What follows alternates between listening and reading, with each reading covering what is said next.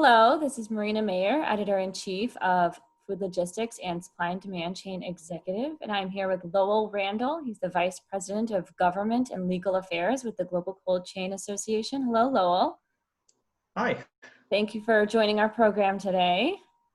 Thanks. It's a pleasure to be here. It's an interesting time in the industry, so we appreciate the opportunity to talk about some of the issues that the industry is facing and how we're responding. Absolutely. So as everybody knows, the coronavirus is top of mind, especially in the supply chain and logistics industry. And one of the things that we're seeing is the increased speed to market in a lot of technologies and applications. So, how professionals are adapting to the new world, to the new normal, et cetera. So if you can kind of run through what you're seeing from your side of the fence. Yeah, absolutely. So I think it's really been impressive how the food industry has come together to respond to this challenge. And we've been working closely with producers, manufacturers, food service, retail, and of course all of the logistics providers that make up the Global Cold Chain Alliance membership. And it's been impressive to see how everybody is focused on maintaining that food supply. And that has resulted in some innovations and some use of technology. And that comes in a couple of different ways. One of them is just in safety of operations and the whole theme of social distancing and how do we utilize technology effectively to better maintain that safe workspace. So one of the examples of utilizing technology comes with how our members are interacting with drivers. So we have driver members, we have warehouse members, and there's been a lot of discussion and a lot of innovation of how do we minimize the risks in that contact, in that relationship between a driver and a facility. And so one of the innovations that we've seen is going paperless. We've got one member who's actually installed scanners right there where the drivers would come in to their facility. And so they can scan the documents and then they would be transmitted electronically to the warehouse people to get those processed. And they even went one step further and filmed the process and explained what the new steps were to process that electronic document, and they've gotten great feedback from the drivers. So I think this gives a little bit more comfort for the drivers because they're wanting to protect themselves, and it gives some comfort to the facility people as well, in that it's a respectful way to get those documents transmitted and minimizing that contact and some of those potential risks of spreading the virus. So that's one example. Another example of using technology is just simply in how we're clocking in and out. So some facilities have the ability to utilize electronic ins. So rather than going and touching a time clock and doing it the traditional way where you've got dozens, if not more, people kind of touching that piece of equipment. When you get into a certain geo-fenced area within the facility or near the facility, you can clock in and do that off of your smartphone, and that's a way that people can do that and minimize some of those touch points. Continuing with social distancing, some of it's pretty low tech. It's changing how you configure break rooms, whether that's removing seats at a lunch table or blocking things off. And so some of it's low tech, but it's still an important way to reinforce that social distancing. As we look at kind of other parts of innovation, we're seeing some members take really neat steps in innovating healthcare for their workers by engaging with a company that provides mobile worksite clinics.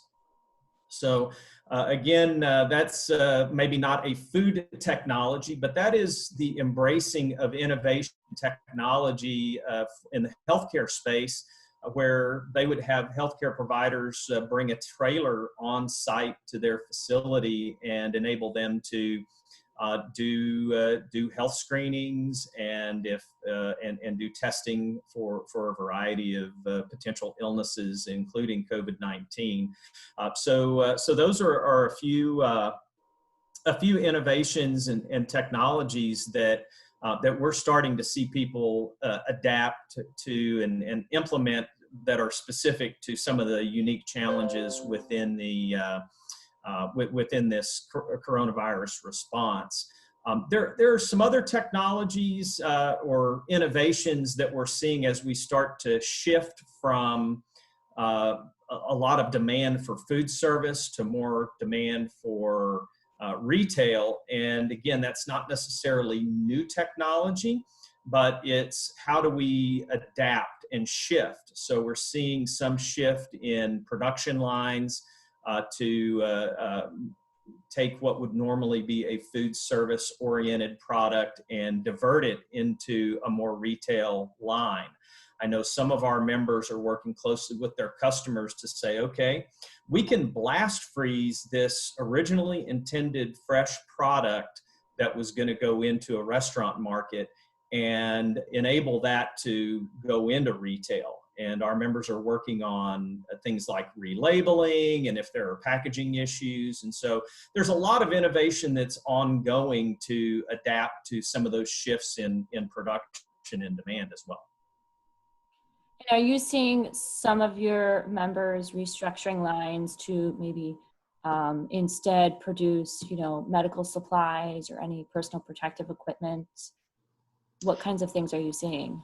Yeah, so in the warehousing side of things, they're generally not manufacturing product, but we do have some members who are making masks. So they've gotten patterns, and they've identified some of their team members who have that capability, and they're making masks for their teams, and that's.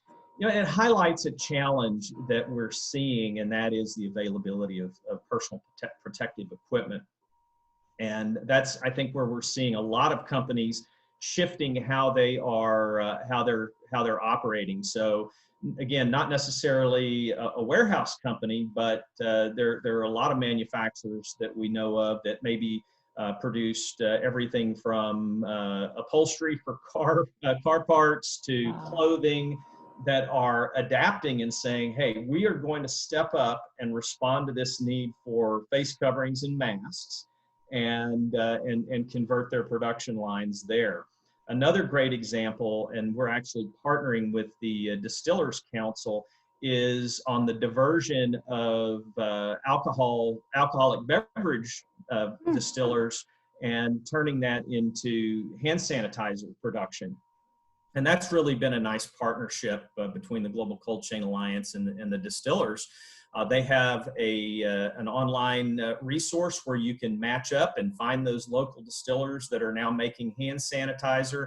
And in talking with our members, they've actually been able to work with their local distillers to source some of that hand sanitizer. And I might just also note that we really appreciate the guidance that the Department of Homeland Security recently put forward that puts priority access for things like sanitizer.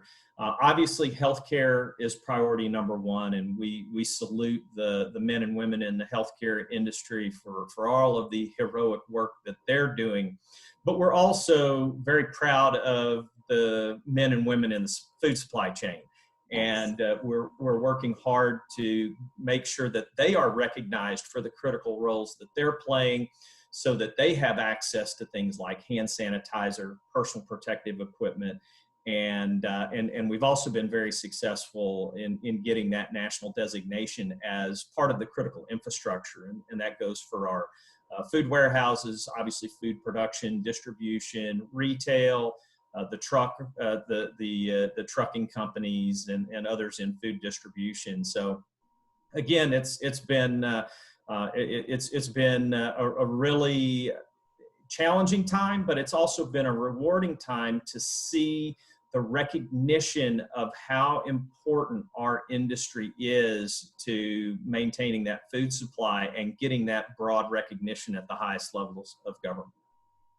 And I could not agree more. I mean, we're seeing, I guess the positive out of all this is just watching the industry do things differently to still get food and supplies through the supply chain to the people that need it when they need it. And it's just been, from our vantage point, has just been amazing to see that whole, how it all plays out. So with that in mind, when all of this is over, how do you project companies to continue doing business? Do you project them to continue a lot of this technology in place or go back to how things used to be?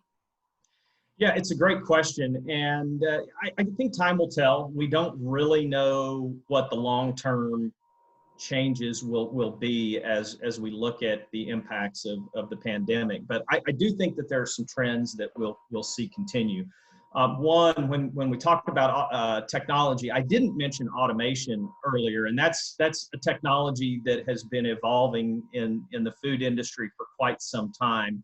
Mm-hmm. And I think that's going to continue even more, not just because of the coronavirus, but because we're starting to see that technology really evolve and become a little more accessible. And you don't necessarily need to go fully automated to incorporate some elements of automation into your facilities. So I think that's one trend that we're going to continue to see more and more adoption of automation. But when we think about some of the changes specific to coronavirus, I do think we're always going to be very mindful, at least for probably the rest of my lifetime, be mindful of social distancing and good hand washing and hygiene. And so there will, I think, be some of those things, whether it be clocking in and remotely, or utilizing those types of technologies that minimize the need for personal contact between a driver and a warehouse person, or Mm-hmm. those technologies to reduce those high touch areas so that we minimize the risk, because some of those solutions are low cost, no cost, and really can be done very efficiently. So I think some of those will persist in the longer term. I think one of the big questions that we really don't know the answer to is, what is this balance going to look like between food service and retail, and what that demand pattern will be in the next year, 2 years, 5 years. Because prior to the pandemic, it was about 50-50 in the average U.S. consumer's food buying between food service and retail. And right now, that number is very, very different. And when we start removing social distancing and commercial restrictions, what does that mean for restaurants and other institutional food service? Will we see this resurgence and back to this 50-50 type of a split? And if so, how long does that take? I think we've started to see some adaptation, certainly in production, as companies are, in some cases, reducing the number of products that they're manufacturing, so fewer SKUs, to refill those grocery shelves as efficiently as possible. So does some of those efficiencies continue on, and for how long a period of time? We don't know. We know that there are some manufacturers and some retailers that are working with our members to say, hey, let's go to full pallet in, full pallet out to help meet this surge in demand at the retail market, and really minimize case pick. And for some of our member customers, that makes perfect sense. and it enables a higher volume of product to move through the facilities in a quicker way. But in 2 years, are we going to go back to more intensive case pick? I don't. I think time will tell. But those are some of the questions that I think will need to be looked at as we see. Number one, how long lasting are these impacts of the coronavirus? And two, what is the consumer demand going to look like in a couple of years? So lots of questions that we're taking a look at. We're actually in the process of developing a survey for our members that will look at not only how has the pandemic impacted their operations, but what do they see down the road?